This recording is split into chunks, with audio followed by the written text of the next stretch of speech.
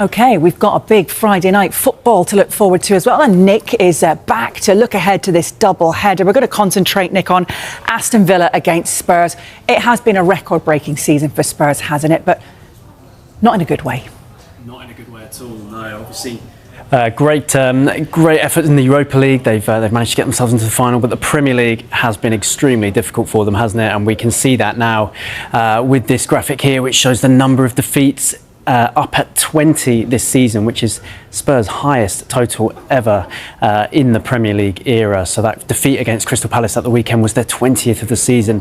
Such a frustrating statistic for them, and an example of how they've struggled to have any kind of consistency with their Europa League form and their Premier League form. So it has been an extremely difficult season, as we've seen. We've got this graphic here as well, haven't we, Hayley? So this is the points difference compared to last season between the Premier League clubs this season. So as you can see, Nottingham Forest are top of the pile. They're 29 points better off than they were last season.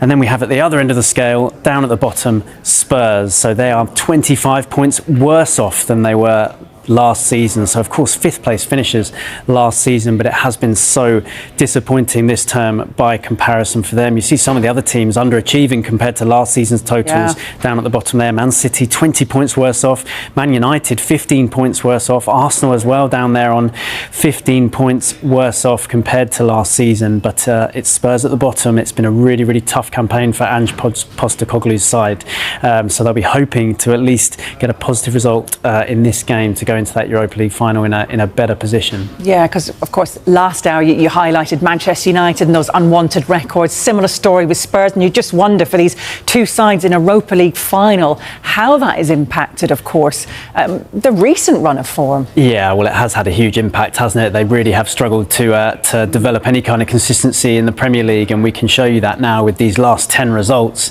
in the competition. And it is not good reading, is it, for Spurs fans? Only one win in the last 10. That was against bottom side Southampton, of course. 7 losses out of the 10, so only 2 draws in there against Bournemouth and West Ham. So it has been really difficult. Of course, they've had injuries. They've rotated as well, but it has been incredibly difficult in the Premier League, and they find themselves, of course, 17th, where they were 5th last season. So a huge change for them. And a huge blow in that Spurs midfield, unfortunately. Tell us about that then. Yes, so that Palace defeat was compounded by another injury. So this man, Dejan Kulusevski, had to go off in the game. It's now been confirmed that he's undergone surgery. He will miss the Europa League final. And remember, Spurs already without James Maddison due to injury, without Lucas Bergvall as well. So arguably their 3 best midfielders ruled out of this game. So it is a huge blow. These are the options they do have available at the top in midfield: Bentancur, Bissouma, Gray and Sarr. I mean, you look at these options now, you think maybe the most likely midfield in that Europa League final is Bentancur, Bissouma and Sarr. But those 3 have only played 2 games together in the same starting lineup all season, and Spurs didn't win either of those games. So it will be difficult for them for sure.